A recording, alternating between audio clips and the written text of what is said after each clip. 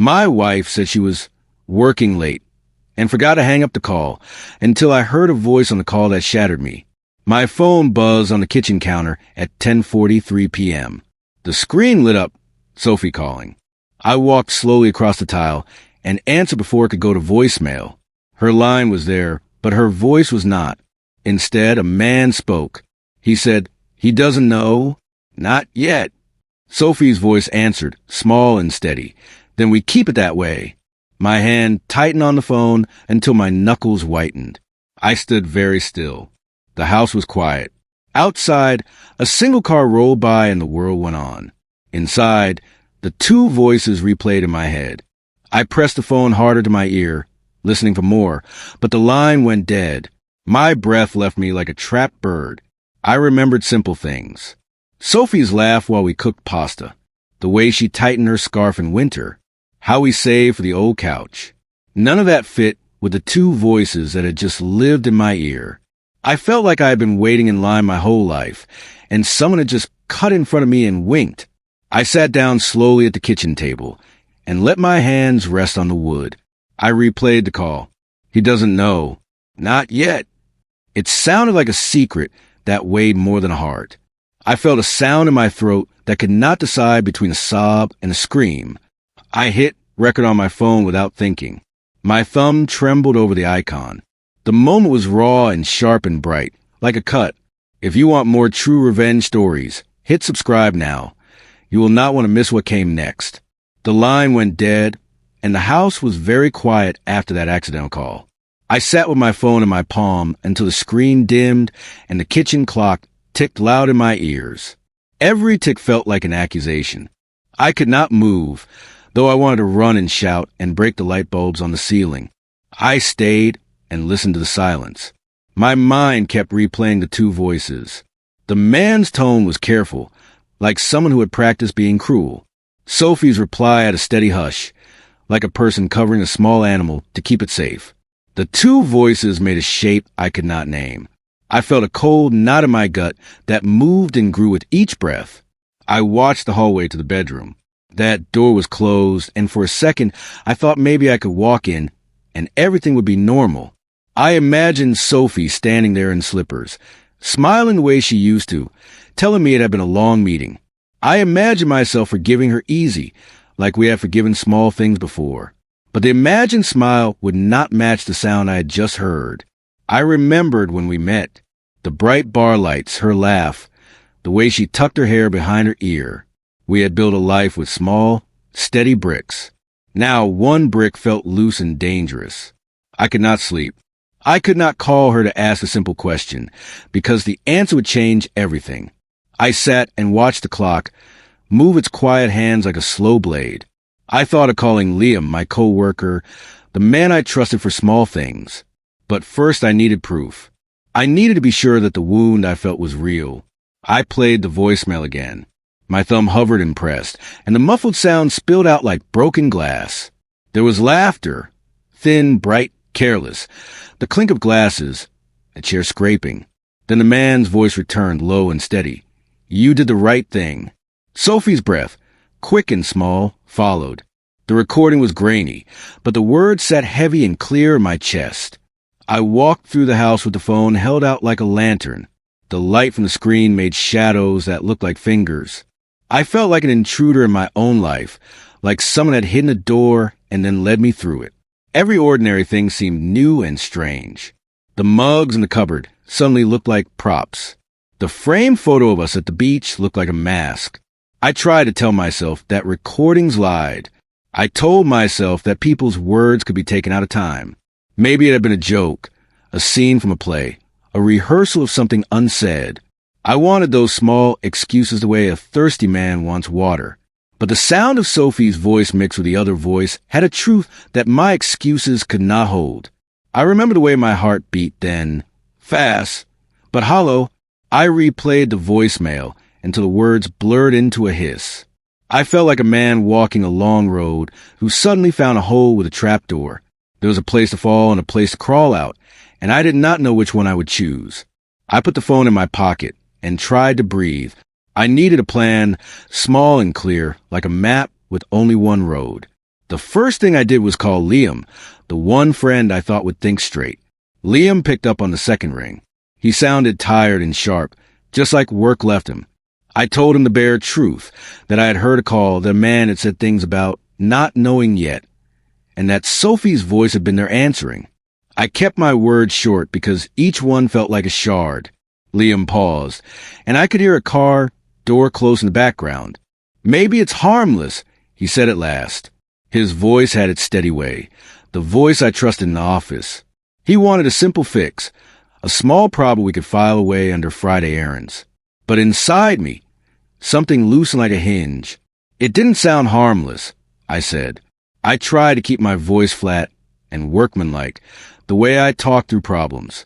The truth had a different weight when it sat in my mouth. Liam asked a few questions. Where did I hear the names? And I told him everything I could. I left nothing out that might help. He suggested simple things. Talk to Sophie. Ask her directly. Don't make accusations. "Keep calm," he said. He wanted me to believe that the ordinary language of couples could fix this. Maybe he was right for other men. But for me, the call had opened a door into a place I had not known existed in my own life. After we hung up, I stood in the driveway and breathed the night air. The trees were still, and a neighbor's light blinked on. I felt like a man balancing on thin ice, trying to decide if the crack would grow or hold. I chose then, in the pale light, to find proof before I asked questions. I went back inside and thought of small, quiet spying that would not alarm, that would show me the truth. I bought an audio recorder online and hid it in Sophie's car. The device was small and cheap, but it had a long battery life and a good microphone. I told myself I would only use it to know the truth. I told myself truth was fair and right. I set it under the passenger seat and taped it under so it would not move. My hands had a steady purpose then. I felt like a man learning a new, sharp skill. The next morning, Sophie kissed me on the cheek and said she was heading to the office. She smiled like the Sophie I had known for years, and the smell of her perfume clung to the air after she closed the door. I watched her drive away and pressed my face to the glass until it fogged. Then I waited. When Sophie returned, she looked tired and kept saying the same thing. Work, long day, lots of calls. I pretended not to hear the tiny change in her voice. I waited until she left again. For a late meeting, she said. Then I checked the recorder. The device had caught more than calls. There were engine sounds, doors, and a steady voice that said, "We can't keep meeting like this, Tom." Sophie's voice followed, small and careful. My stomach tightened like a fist. I had proof, a small, flat file that confirmed what I had heard at night. But when the name Tom landed in my ears, the world shifted. Tom was my best friend from college, the man who had taught me how to fix a bike and helped me move twice. I folded the recorder into my pocket and felt that old knot in my chest grow sharp. I had evidence now, and evidence demands an answer. I sat on the edge of the bed with the recorder in my hand. The tiny device felt heavier than any tool I had ever held. I pressed play again, even though I already knew the words by heart. Sophie's voice came first. "We can't keep meeting like this, Tom." Then Tom answered with a sigh. "I know, but we don't have a choice." His voice was clear, steady, and way too calm for a man talking to my wife. My chest tightened until I felt a sharp pressure behind my ribs. I wonder how long this had been going on. Days, weeks, months? I tried to picture the two of them together. Maybe sitting somewhere secret. Maybe drinking coffee like nothing mattered. Each picture stung. I walked to the bathroom mirror and looked at myself. My face looked older, like I had run up a long hill. I wondered how many signs I had ignored. Sophie's late nights. Tom's strange pauses when I asked about work. The way they both looked at their phones, and then at each other during dinner parties. I had turned those things into nothing. Now they felt like clues I had dropped without knowing. The ceiling light buzzed. I opened the recorder again and rewound the file.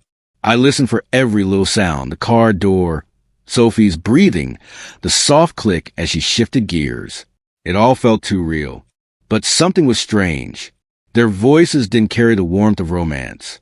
They sounded tense, not soft. They weren't flirting. They were planning. Maybe that should have eased the pain, but confusion hurt too.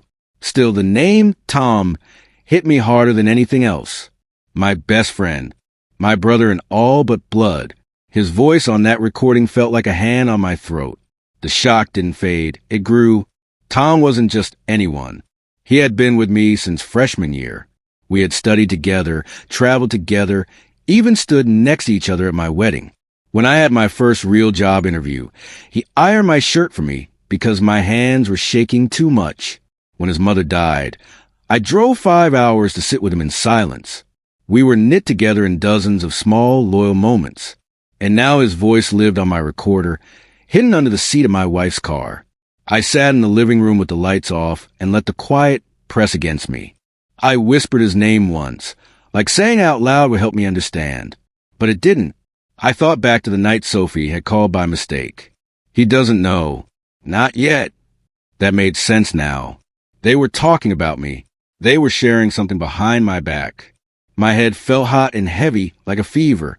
But the more I replayed the recording, the more I noticed small things. Their voices weren't wrapped in soft smiles. They were clipped, almost scared. I wondered if fear could ever sound like guilt. Still, betrayal was a double-edged knife. It cut fast because it came from someone you trusted. I wonder how long he had looked me in the eyes while hiding something. I wondered how many times he almost told me. The sting hit harder because I had loved them both, my wife and my friend. Losing one was pain. Losing both at once felt impossible. But I needed proof, not guesses. Feelings twisted facts, and I needed the truth laid out straight. I had to know exactly what they were hiding and why they were hiding it from me. The next day, I followed Sophie after work. I felt strange doing it, like a kid pretending to be a spy, but my heart beat too fast for it to be a game.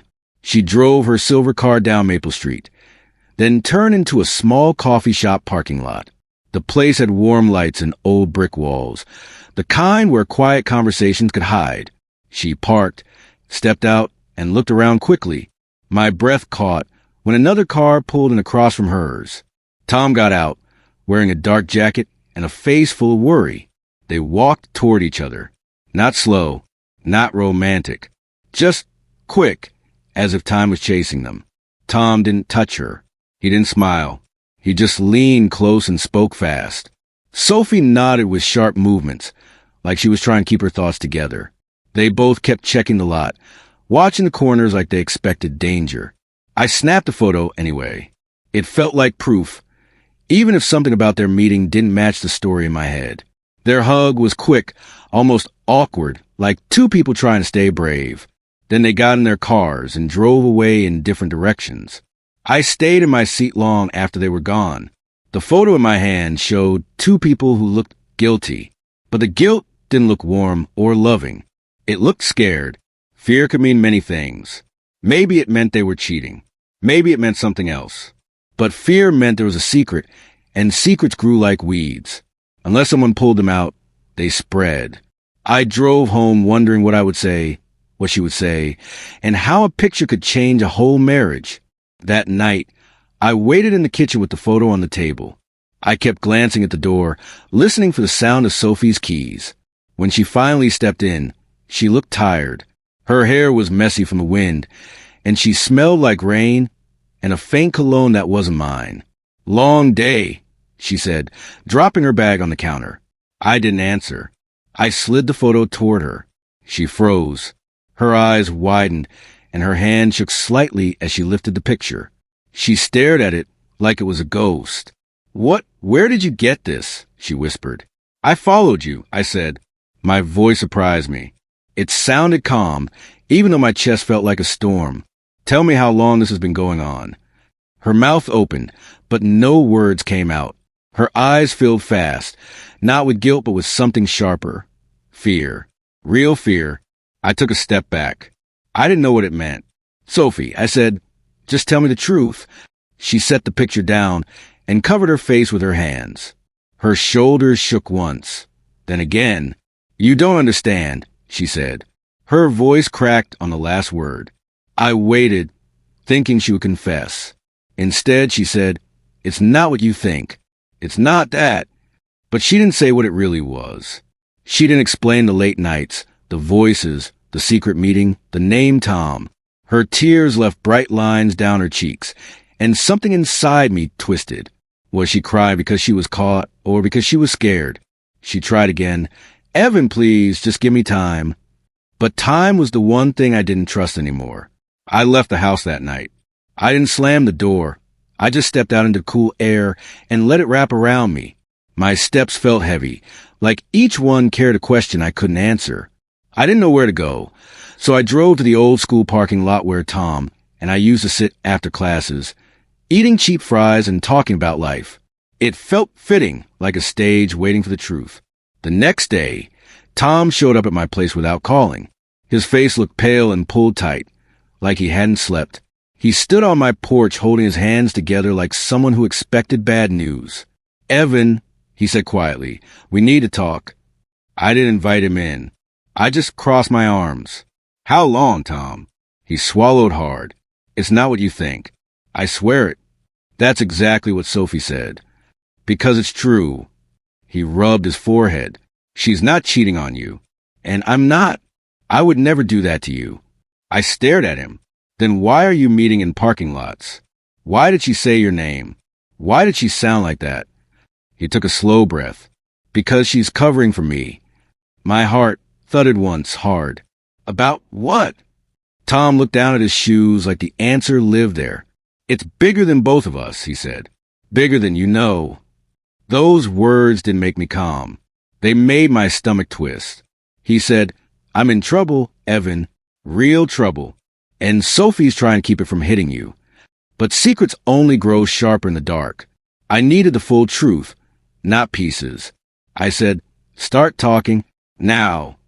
Tom stepped inside only after I moved away from the doorway. He walked to the middle of the living room and stood like a man waiting for a judge. I didn't sit, so he didn't either. My anger made the air feel too warm. Evan, he said softly, Sophie isn't cheating. She's helping me. I asked her not to tell you. That's the dumbest thing you could have done. I snapped. He winced. I know, but I didn't want to drag you into something messy. I folded my arms. You dragged me in the second you involved my wife. He sighed long and slow. I messed up. I got into debt, big debt, business stuff, bad choices. Some people think I owe them more than I do.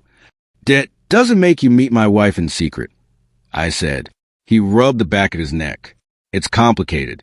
They started blackmailing me. Then they found out Sophie knew my family years ago. Someone linked her to something her father did, and they thought she might have access to old records. They told me to get information from her. His words came out tangled, like he was scared to say them wrong. So you used her? I said, no. She found out on her own. She caught me in a bad moment weeks ago. She forced me to tell her. Then she said she'd help quietly. She didn't want you hurt. I looked at the floor. My heart didn't know whether to punch or break. He added, she asked me to meet away from your house, so you wouldn't worry. She wanted to protect you, Evan. I stared at him. Then why didn't she tell me? Tom shook his head. Because she was scared, and because someone threatened her. The room went cold. I whispered, threaten her how? Tom sank onto the couch with a heavy breath. They said they could ruin her family name. Her father was involved with my old company years ago, before he passed. Something went missing. Money, files, I don't know. They think she knows where the truth is. I felt my pulse pick up. Sophie never said anything about her father being involved with your company. She didn't know. Not until they contacted me. He said, at first, they just wanted the missing money. Then they started asking for documents. Old files, bank info, stuff neither of us had. I sat down slowly. The walls felt closer. So who's blackmailing you? Who's sending messages? Tom shook his head. I don't know. I've only gotten emails. No names. No faces. I leaned back, but something still didn't fit. If this is true, why didn't she tell me? Why did she let me think she was cheating? Tom swallowed hard. Because the person behind this threatened her directly. Said if she told anyone, especially you, it would get worse. And she believed them. The weight in my chest grew heavier, but the confusion grew too. Her tears last night weren't guilt. They were fear. But fear of what? And how deep did the secret go? Tom reached into his jacket and slid an envelope across the table. This came from me yesterday. Inside was a printed email. If he keeps digging, your wife will pay for her father's sins. Beneath the sentence was a picture of Sophie as a child, smiling beside an older man I assumed was her father. My throat tightened. Tom said, "They know everything about her past. Things even I didn't know." I stared at the picture, then at the warning. Something bigger than betrayal was moving under our feet, and I didn't know where it would break open, and I wasn't ready for what came next. I didn't sleep that night. I sat at the kitchen table with the envelope between my hands, tried to make sense of the storm exploding around me. If what Tom said was true, then someone had been pulling strings long before I ever heard that accidental call. Someone knew about Sophie's past, her father, even Tom's debts. Someone wanted something, and they were using fear to get it. By morning, I needed answers. Real ones. Not half-truths. Not pieces. All of it. So I started with the only place I could, Tom's finances. I logged into a joint account Tom and I shared years ago for a project we worked on. It was still open. I followed the path of his recent transactions, like I was walking a dark hallway. Huge withdrawals. Strange transfers. Payments that didn't match anything he'd told me. Then I reached Sophie's bank activity. She had her own small savings account, but I never touched it. Now I saw several transfers from her account that matched Tom's withdrawals down to the dollar. My stomach dropped. She had been paying for him.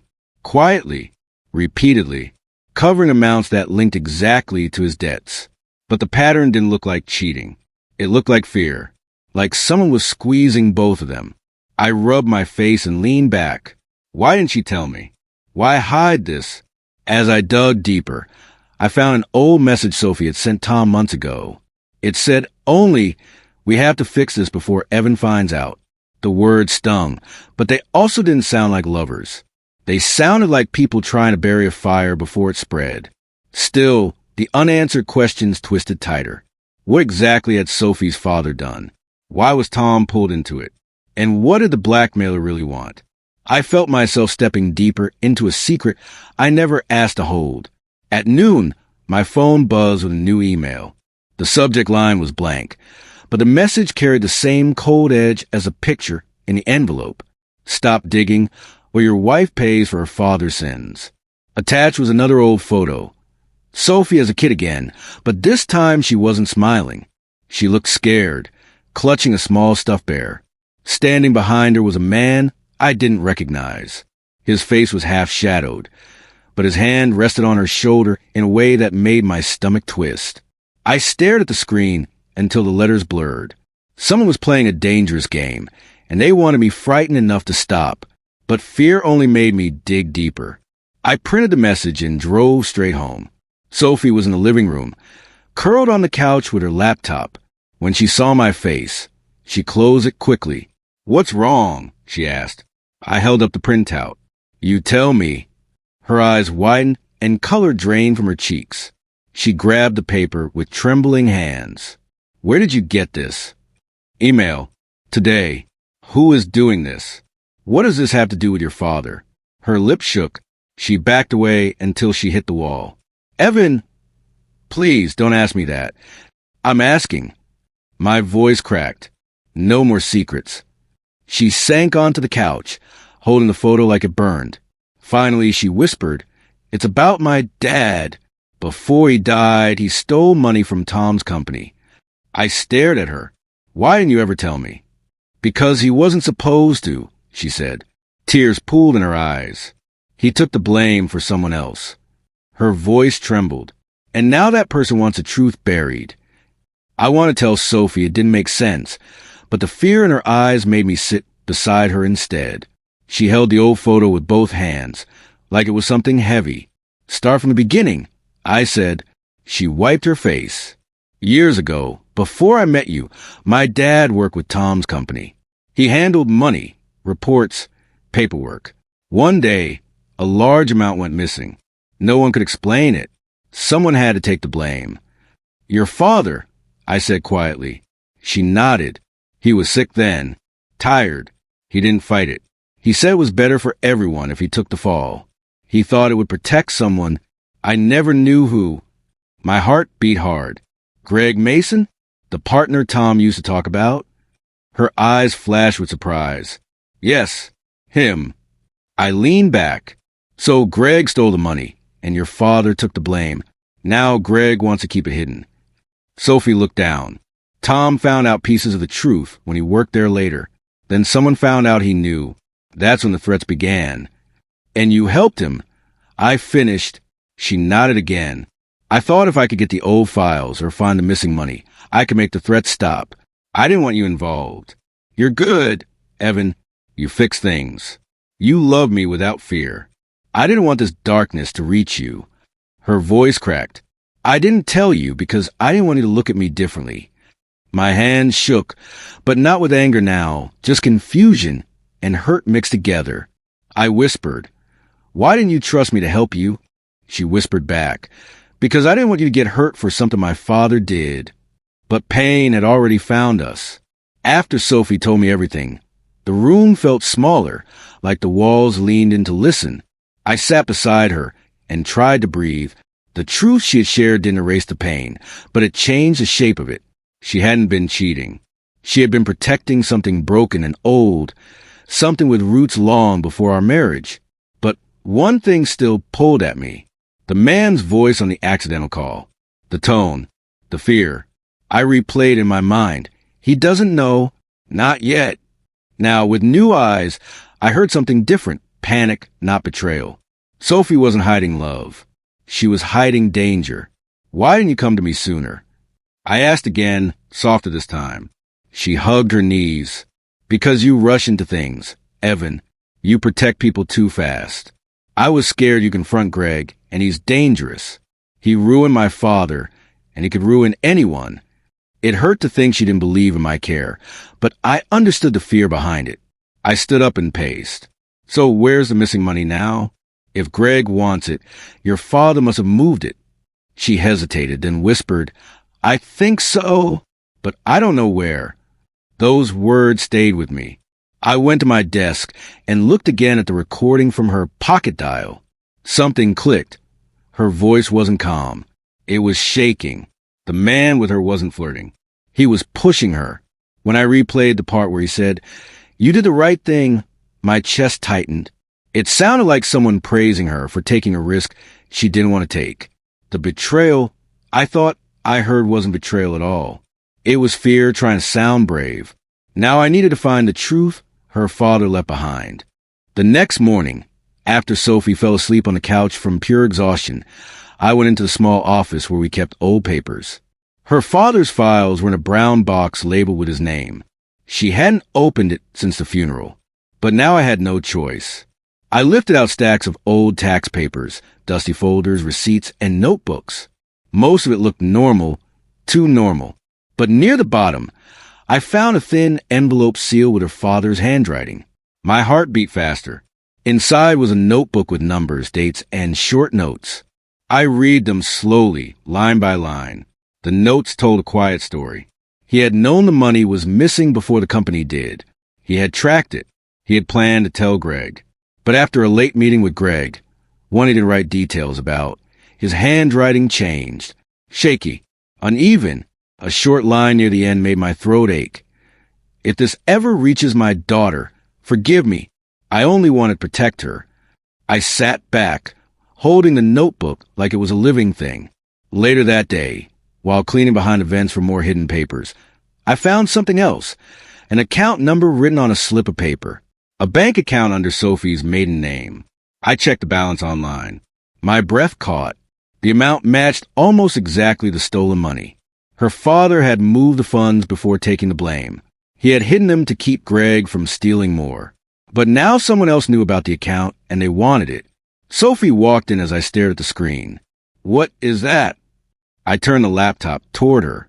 Your father didn't steal the money. He protected it. Her eyes filled with tears.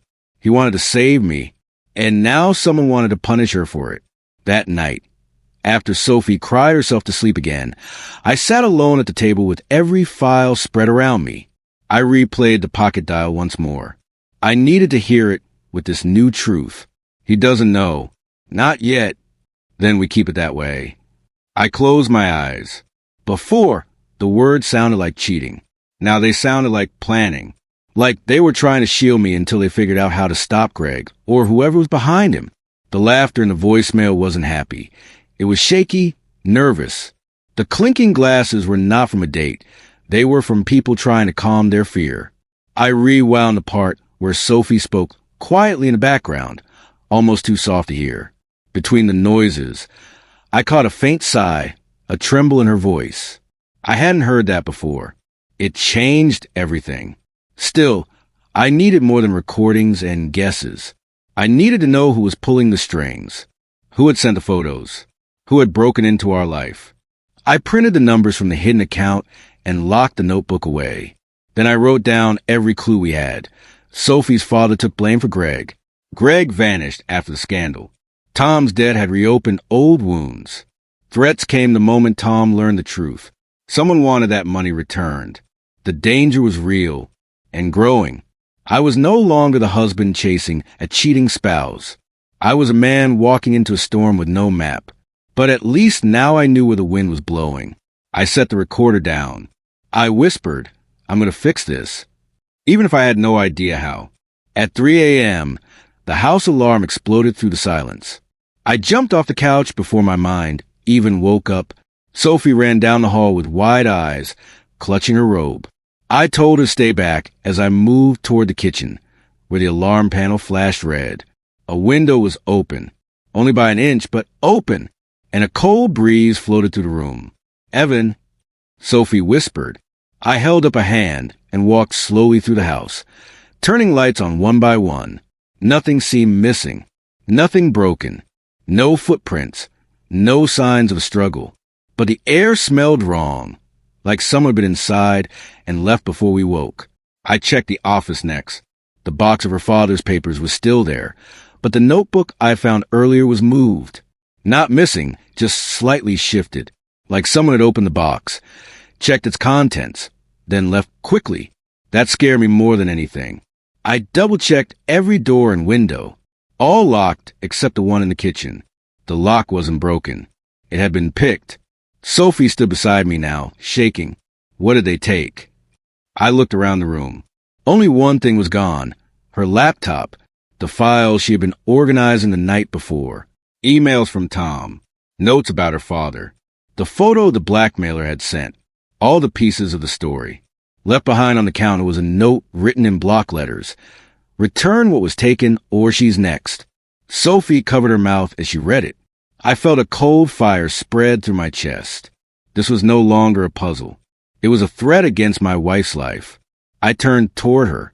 We're ending this. And I meant it. The next morning, I called Tom and told him to come over at once. He arrived looking worse than before, eyes red, shirt wrinkled, hands shaking. When he saw the note on the counter, he cursed under his breath and pressed his palms into his face. They broke into your house? He whispered. They took Sophie's laptop, I said, and they left that message. Sophie sat at the table, silent, clutching a mug with both hands. Her eyes were rimmed red. Tom paced the room. This is getting out of control. Whoever this is, they're not going to stop. They want the missing money. I looked at him, but they already know where it is. Sophie flinched. Tom froze. What? I told him about the notebook, the hidden account, the balance matching the stolen funds. Tom sank into a chair like his legs gave up. So your father really did protect it. And someone thinks Sophie knows more than she does, I said. Someone wants that money returned to them, or buried forever. For the first time since it started, the three of us sat together, without lies between us. We looked like a small, tired army preparing for a battle we never wanted. What do we do now? Sophie whispered. I leaned forward. We stop hiding. We find who's behind this. We get ahead of them. Tom nodded slowly.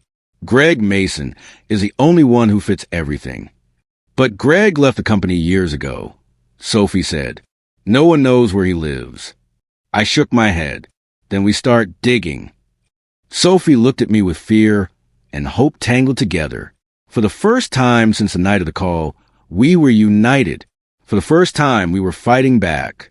The next morning, we gathered in my living room like 3 people meeting at the edge of a cliff. Tom sat hunched forward, elbows on his knees. Sophie clutched a pillow like a shield. I held the notebook and the printed threats in my hands. It was time to turn fear into action. We need a name, I said. Someone who knows Sophie's past. Someone who knows Tom's debt. Someone connected to her father. Tom nodded slowly. That points to one person. Greg Mason. Sophie looked confused. But Greg disappeared years ago. No one knows where he is. I stood and placed a notebook on the coffee table. Then we find him. Tom opened his laptop. I still know some people from the company. I can start digging. I looked at Sophie. You and I need to retrace your father's steps. Old emails, old contacts, anything. She nodded, but her eyes held fear. What if Greg comes after us? He already broke in. I touched her shoulder gently. Then we stay ahead of him. For hours we searched. Tom called former coworkers. I scanned public records. Sophie went through old boxes. Every small clue built a wider picture. Greg had been fired after the money went missing. He blamed Sophie's father. He vanished with rumors about unfinished business. Then Tom found something, a recent business license under the name GM Consulting, registered to an address near the city's old industrial district. My pulse quickened. That's him. Sophie shook her head. We can't just go there. No, I said, we don't go to him. We make him come to us. It was the first time I felt something sharp replace fear. Strategy. We were getting close. And Greg had no idea what was coming. By evening, we had a plan. A careful one. A risky one. But it was the only one that made sense. We needed Greg to reveal himself. We needed him to confess. And we needed proof solid enough that no threat or lie could break it apart. We set a trap, I said. Tom looked up. What kind? One he thinks he can't refuse. I opened Sophie's laptop case. The empty one from a break-in. Greg believes Sophie has access to her father's files. He thinks we have something he wants. Sophie swallowed hard. So we pretend we do? Exactly. Tom nodded. We need a public place. Somewhere with cameras. Somewhere he feels safe enough to talk. I thought for a moment. A hotel bar. Loud enough to blend in. Quiet enough to hear. Sophie hesitated. And I'm supposed to meet him alone?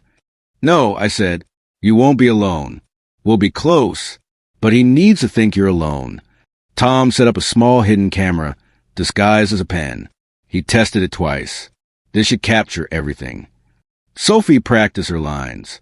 I found something. It might help you, but I want this to end. Her voice shook the first few times, but grew stronger with each repetition. I watched her carefully. She wasn't the same woman who had secrets from me weeks ago. She was braver now, stronger than both of us. When everything was ready, I handed her the flash drive we had prepared. Empty, but labeled, "You don't give it to him." I reminded her, "Just let him believe you will." She nodded. As night fell, we headed to the hotel. The 3 of us walked in together, but separated inside. Sophie sat at the bar. Tom and I watched from nearby tables, hidden in plain sight. Then Greg walked in. And everything began. Greg looked older than I expected. Gray hair at his temples, deep lines around his mouth, and a restless way of checking the exits. He scanned the room like a man used to watching for danger. When he saw Sophie, he smiled, but the smile didn't reach his eyes. He sat beside her and leaned in. You said you found something. Sophie kept her hands wrapped around her glass. I found old files. Something from my father. It might explain everything. Explain, Greg repeated, eyebrows raising. Your father caused everything. I watched from across the room, heart hammering. Tom gripped the table, so hard his knuckles turned white. Sophie took a slow breath. He didn't take the money. Greg stiffened. He confessed. He confessed to protect someone. His jaw tightened. I saw something snap behind his eyes. "Careful," he said. "You don't know what you're talking about." "I know he planned to clear his name before he died," she said softly. "I know he kept records." Greg leaned closer, lowering his voice. "Your father ruined my career. He took the fall because he was guilty." Sophie shook her head. "He wasn't." And then Greg said the words we needed without realizing it. "He wasn't supposed to tell anyone. That was our agreement. He was supposed to disappear quietly. But he kept digging. So, yes, I made him take the blame." My breath froze. He had done it. He had confessed. Sophie stayed steady. "Why keep coming after Tom and me?" Greg leaned back, eyes dark. "Because your father hid the money, and I need it back before anyone else finds it." Sophie whispered, "So you blackmailed us?" Greg smirked. "I protected myself." And the camera pen captured every word. When Greg finished talking, something shifted in the air. His eyes narrowed, and he glanced around the room like a wolf sensing a trap. "Where are your friends, Sophie?" he asked. She froze only for a second, but he saw it. He stood up fast, grabbing the flash drive from the table. "This is enough," he said. "I'm done waiting." I rose from my seat. Tom did too. But Greg moved quicker. He pushed through the crowd toward the exit. People shouted as he shoved past them. "Go!" I yelled to Tom as we ran. Greg burst through the doors and sprinted toward the parking lot. He jumped into a dark SUV. The engine roared. He took off fast, too fast.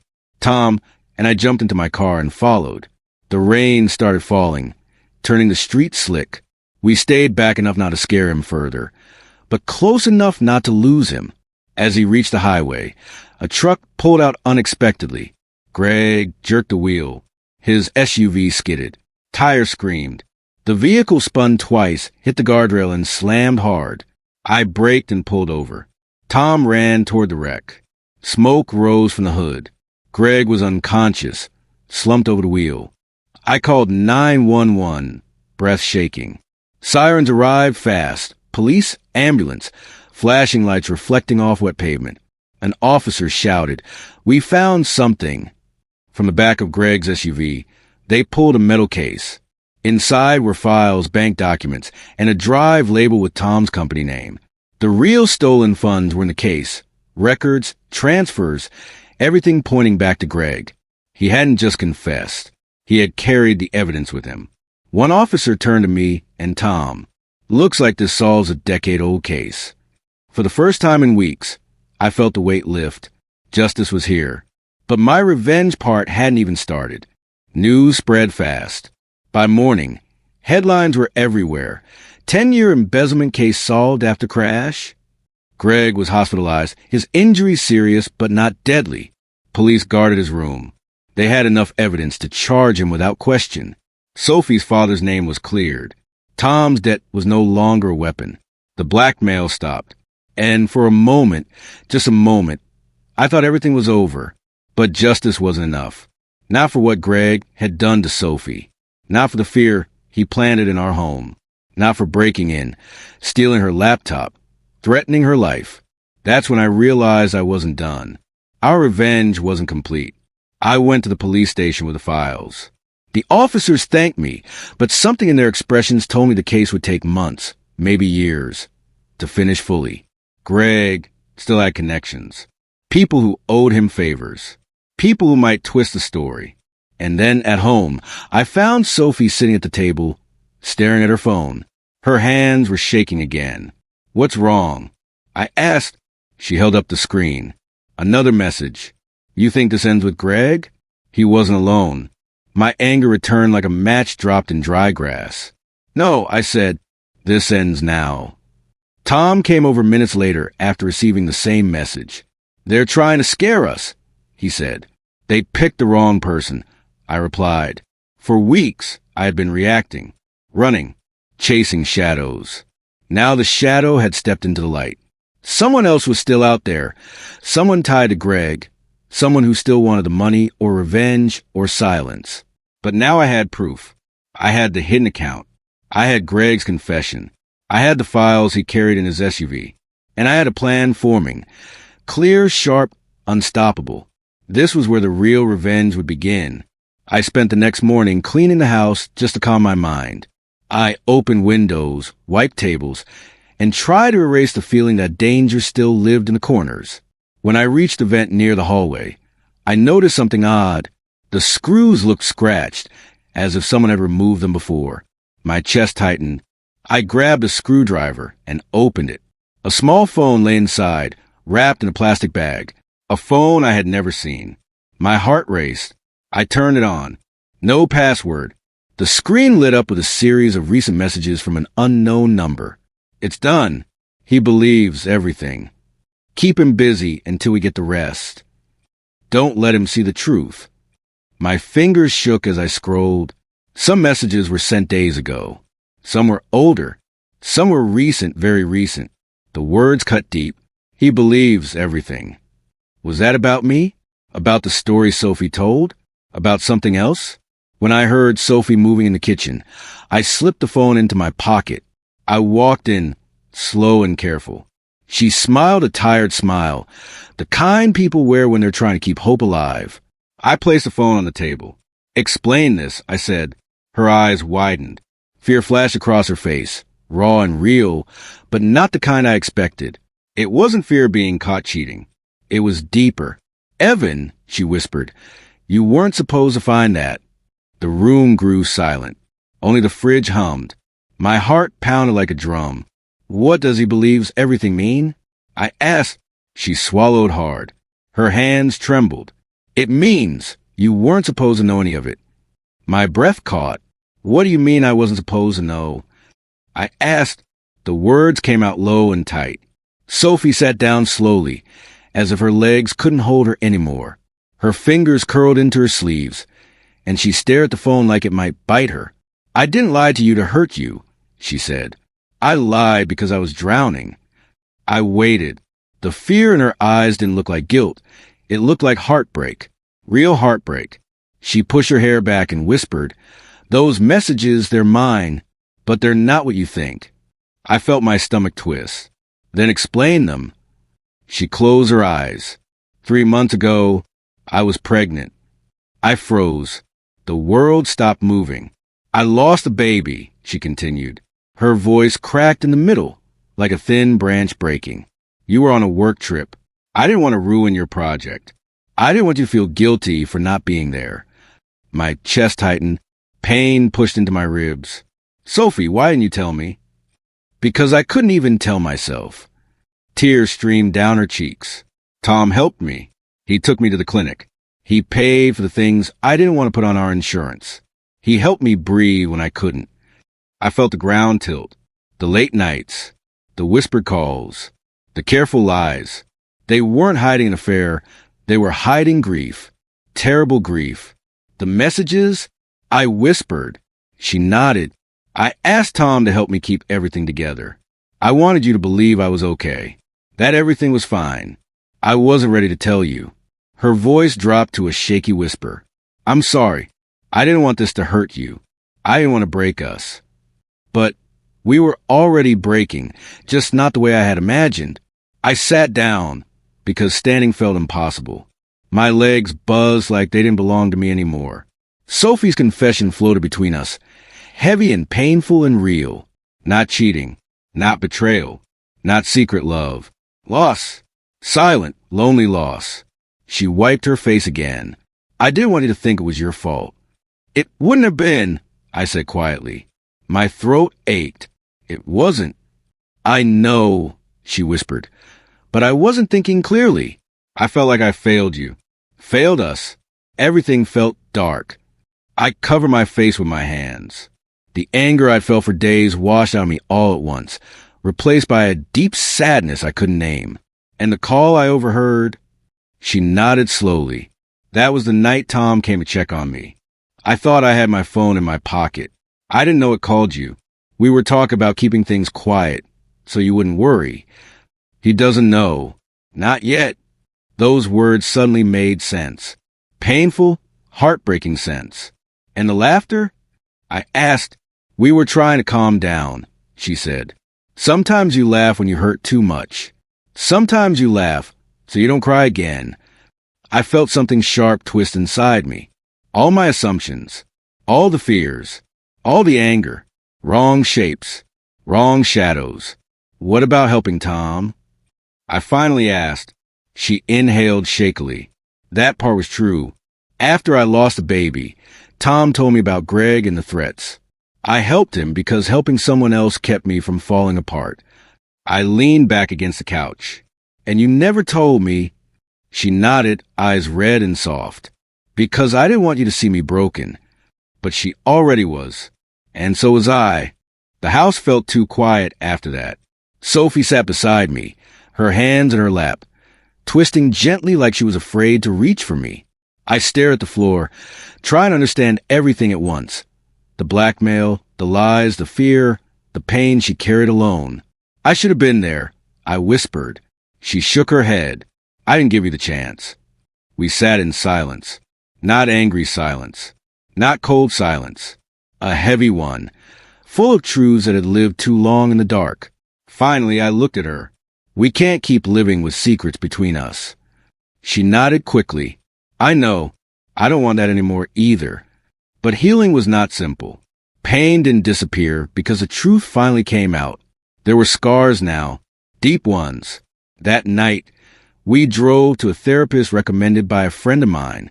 A calm woman with warm eyes and a soft voice welcomed us. We sat on a long couch, side by side but not touching. You don't rebuild with secrets, she said after listening quietly to our story. Secrets take up space where trust should live. Her words hit hard. Sophie reached over and took my hand, slowly, like asking permission. I let her.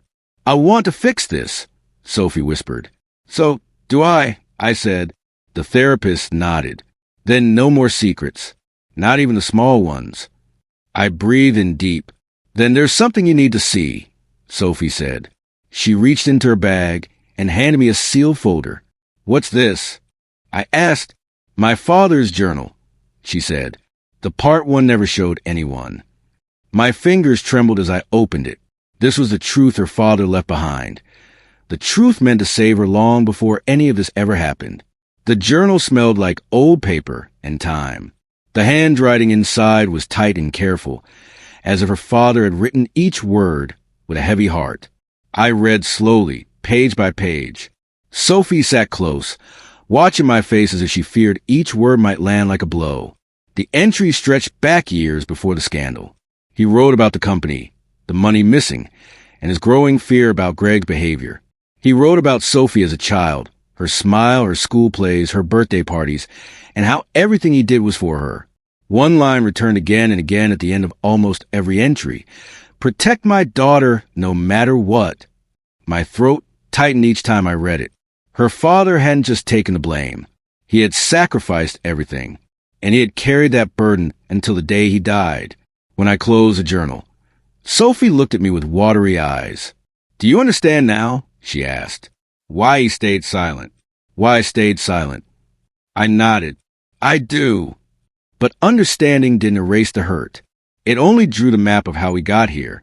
That night, I lay awake beside her, staring at the ceiling. I thought of the past weeks. Fear, confusion, anger, danger. And then I thought of her father's final words. Protect my daughter. I realized something. His words had become my responsibility too. Not because of duty, not because of fear, but because I loved her even through the pain. Things were finally calming. The truth was finally out. But I had no idea that another storm was already building. The phone rang early the next morning, with a voice ready to twist everything again. The phone woke me before the sun. I answered with a tired hello, expecting Tom or maybe the therapist confirming our next session. Instead, a man's voice came through, sharp, fast, and angry. Is this Evan Turner? Yes, I said. Sitting up? Sophie stirred beside me. This is Daniel Moore from the Ledger, he said. I'm calling because someone sent us recordings of you confronting an injured man in a hospital. They claim you and your wife framed Greg Mason. My chest tightened. Framed him? He confessed. There's proof. The journalist cut in. The files we received say otherwise. They say you faked documents. They say the confession was edited. They say you staged everything at the hotel. I stood up. That's a lie. That's why I'm calling, he said. I want your statement before this goes public. Sophie sat up pale. What's happening? I put the call on speaker. The journalist continued. We also received photos of you following Greg's SUV before the crash, and a message claiming you wanted him gone. My stomach twisted. Someone was trying to flip the whole story. Someone who still wanted the truth buried. Where did you get this? I asked.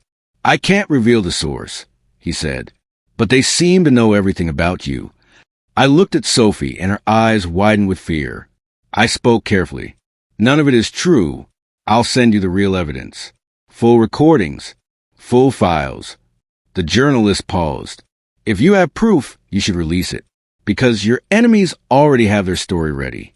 The call ended. Sophie whispered, They're coming after us again. I took her hand. Then we fight back again. This time, with everything we have. The storm wasn't over, but now we knew how to face it. I moved fast. I grabbed the folder with Greg's confession, the camera pen, the files from his SUV, and all the printed threats. This time, I wasn't going to let fear bend the truth. This time, I would shine light on every dark corner. Sophie paced the room. Evan, what if they twist it again? What if they still say we faked everything? Then we show all the evidence. I said, not pieces, not hints, everything. Tom rushed over as soon as I called. He looked tired, worn down by weeks of danger. I got the same message, he said. They're trying to make Greg look innocent and make us the criminals. They won't win, I said. Not this time. We gathered at the dining table. I connected my laptop and pulled up every file. The full hotel recording, Greg's spoken confession, the police report, the photos of the note, the printout of the blackmail threat, the bank records showing Sophie's father protected the money. I typed a long email to the journalist. Here is the full truth. No cuts, no edits, no shadows. I attached everything and hit send. Then I uploaded all the evidence to a secure drive and shared the link publicly. Police, reporters, friends, even the company Greg once worked for. Sophie watched with wide eyes. It's out there. Tom nodded. They can't twist what's already in the open. There was a strange silence afterward, the calm that comes when you finally stop hiding. But the truth didn't erase our pain. It didn't erase what we went through. As the day passed, messages poured in, some shocked, some supportive, some angry at Greg. The story turned fast. Public opinion shifted. And for the first time in weeks, I felt like we were winning, not through revenge, through truth. That evening, the phone rang again. I felt my pulse jump, but this time was a journalist's voice, steady, respectful. Evan, he said, I reviewed your files, all of them, and I asked, a lot of what your source sent me was fake, poorly edited, but your evidence, it's real, very real. Relief washed through me like warm water. So you'll print the truth? Yes, he said, and I'll expose the person who tried to frame you, if we can identify them. For now, the story will clear your names and show exactly what Greg did. I thanked him after the call ended. Sophie let out a breath she had been holding for days. We made it through, she whispered, but something still felt unsettled inside me. Even with the truth out, part of me carried a bruise I couldn't see. A bruise left by fear, lies, and almost losing trust in the person I loved most. Sophie stepped close. Evan, do you forgive me? I looked at her, really looked at her. Her tired eyes, her trembling hands, her heart that had carried so much alone. I don't blame you, I said. I blame the shadows that chased us. And I blame myself for not seeing your pain.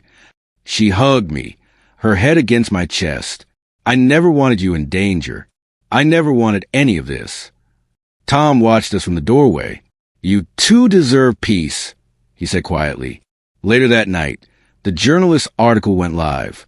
The headline read, Truth Uncovered, the real story behind the embezzlement scandal. It told everything, Greg's lies, the threats, the manipulation, the danger, and most importantly, it cleared Sophie's father's name. For the first time in a long time, I felt the weight lift. But healing still had a long road ahead. The next morning, something strange happened. Instead of fear, our house felt lighter, like someone opened a window after years of stale air. Sunlight poured across the kitchen table, touching the files that once scared us. Now they were just papers. Evidence. Truth. Sophie made coffee while I checked messages. Support poured in from people we hadn't spoken to in years. Old co-workers, friends, even strangers who read the article. One message caught my eye. Truth wins. Stay strong. No name. Just that. I didn't know who sent it, but the words felt steady. Tom came by with a small smile. The police called, he said. They're adding charges against Greg. Fraud, blackmail, extortion. He's not getting out of this. Sophie sighed with relief. Does that mean it's really over? Almost, I said. There's one more step. We spent the afternoon gathering the remaining documents, packing them carefully into a box. These weren't secrets anymore. They were proof of a long fight, a long lie, and a long pain finally ending. Then I did something that surprised even me. I opened my laptop, recorded a video, and posted it publicly. I explained the whole story, not with anger, not with tears, but with honesty. At the highest tension point, I added the CTA you needed. And if you want more true revenge stories like this, hit subscribe. You won't believe what happened next. People began sharing the video quickly. The truth spread faster than the lies ever did. That night, for the first time in weeks, Sophie and I slept without fear. Justice wasn't just coming. It was already here. But something deeper, something more personal, was still waiting. The next day, I felt ready for something I hadn't felt in a long time. Closure. Sophie and I drove to the small bench near the park where I had first heard her accidental call. The place where everything had started. We sat down together, quiet, listening to the rustling leaves. The memory of that night came rushing back. My heart pounding, my confusion, my fear, the belief that she was slipping away from me. Sophie reached for my hand. You know, she whispered, you were never supposed to hear that call. I smiled at the ground. I know. But maybe, she said softly, you needed to. I looked at her, surprised. Why? She squeezed my hand. Because you needed to see what I was carrying. And I needed to see how far you would go to protect us. For a moment, neither of us spoke. We just breathed the same air and watched the same sky. I'm sorry for the secrets, she said. For the pain. For the fear. I'm sorry I doubted you. I replied. I built whole stories in my head that weren't true. We were both scared, she said. But fear can't live where truth grows. Her words settled deep in me. As we stood to leave, a strange sense of peace washed over me. This spot had once felt like the end of everything. Now it felt like the beginning of something new. The worst was behind us. But the best, unexpectedly, might still be ahead. We didn't know it yet. But what waited for us next wasn't danger or fear. It was hope. In the days that followed, life slowly felt normal again, different, but safer. Sophie and I spent our mornings reading her father's journal together, learning pieces of him we had never seen before. His words slowly stitched the torn places in her heart. I watched her shoulders straighten day by day, like a person stepping out of a long shadow. One evening, she said, I want to do something in his name. Something good. What do you have in mind? I asked. He hid the truth to protect people, she said softly.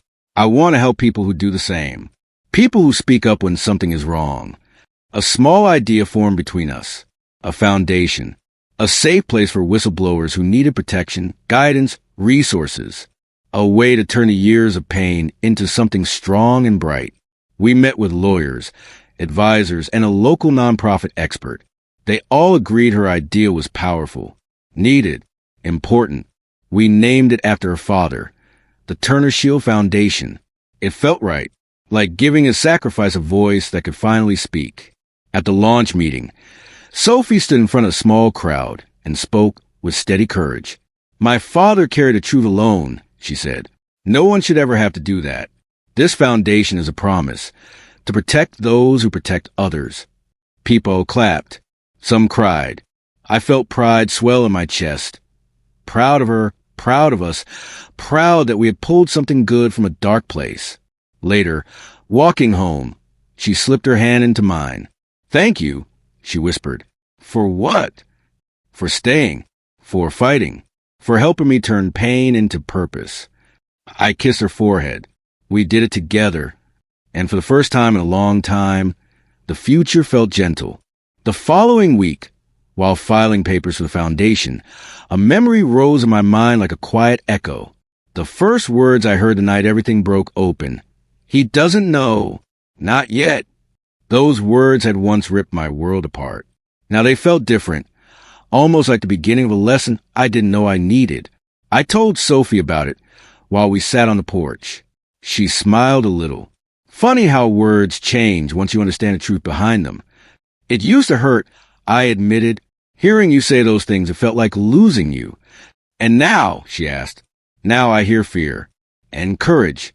You were trying to hold everything together. She leaned her head on my shoulder. Maybe we needed to fall apart a little to learn how to build something stronger.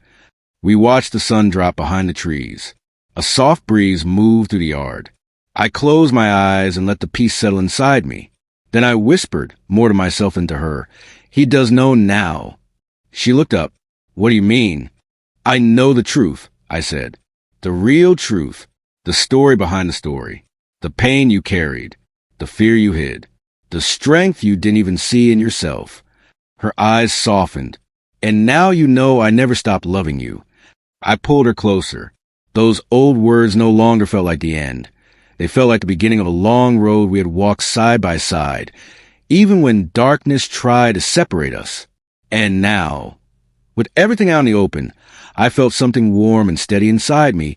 Trust, rebuilt one truth at a time. A year passed before we realized how far we had come. The foundation grew. People reached out for help. Others donated. Sophie found a new purpose, one that made her eyes bright again. And then one morning, she stood in the doorway of our bedroom holding a small white stick in her hand. Her face glowed in a way I hadn't seen in years. Evan, she whispered, we're expecting again. For a moment, my heart forgot how to beat. I stood slowly, walked to her, and held her face in my hands. Tears welled in her eyes, but these weren't tears of fear. They were hope. Are you scared? I asked gently. A little, she said, but not like before. Because we'll face it together this time, I said. She nodded. No secrets. No hiding. We told Tom later that afternoon. He hugged us both, tears slipping down his cheeks too. You too deserve this, he said. A new beginning. And it truly felt like one. We spent evenings planning the nursery, picking baby names, imagining late-night feedings that didn't scare us anymore. We talked openly, honestly, about our fears and our hopes.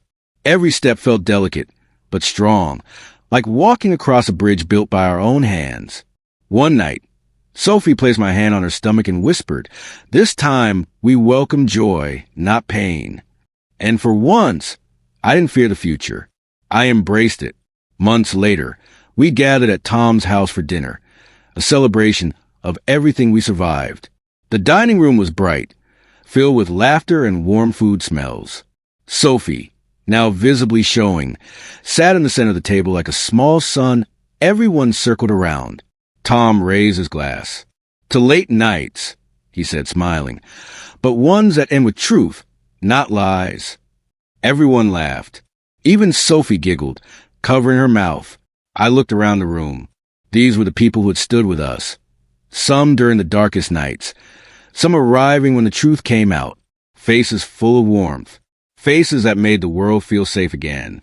Sophie squeezed my hand under the table. Do you ever think about how close we came to losing everything? She whispered. Every day, I said, but I think even more about how we rebuilt. Tom handed me a small wrap box. Inside was a pen, silver, smooth, and simple. A reminder, he said, that sometimes the truth fits in something small, but it can still save your whole life. I nodded. The hidden camera pen had changed everything. Now this new pen felt like a symbol of trust renewed. Later, after dinner, the three of us stood outside under the porch light. Tom put a hand on my shoulder. You too made it through more than most people ever will. Don't forget what brought you here. Sophie smiled. Love. Tom laughed. Stubbornness, actually, and maybe a little love. We drove home with full hearts. The past no longer hurt. It simply lived behind us, teaching us to hold the future more gently. That night, I placed Sophie's phone on the nightstand while she changed into her pajamas. She moved slowly, her growing belly leading the way. I smiled, watching her. She caught me staring and laughed softly. You look happier than I've seen you in a long time, she said. I am, I said. We climbed into bed. The house was quiet, warm, and safe. The air didn't feel heavy anymore. It felt like a promise. As Sophie reached for her blanket, her phone lit up and rang. Just a soft, accidental tap. The screen glowed, and before she could silence it, I heard her whisper into it, not knowing it had connected. Good night, my love. For one breath, I froze. A year ago, those words would stab me. Tonight, they wrapped around me like a warm blanket. She realized the phone had dialed and laughed. Oops. Pocket call. I laughed too. I don't mind hearing that by accident. She snuggled against me. This time it's meant for you. I kissed her forehead. And this time, I whispered, I believe it. Outside, the wind moved through the trees. Inside, our hearts beat soft and steady. The pain, the fear, the betrayal I once imagined, they were gone. All that remained was truth, forgiveness, and a future we were building together, one step at a time. If you love this story and want more deep, true revenge tales filled with twists, hit subscribe and never miss the next one. And just like that, our story, full of storm and healing, found its quiet, beautiful end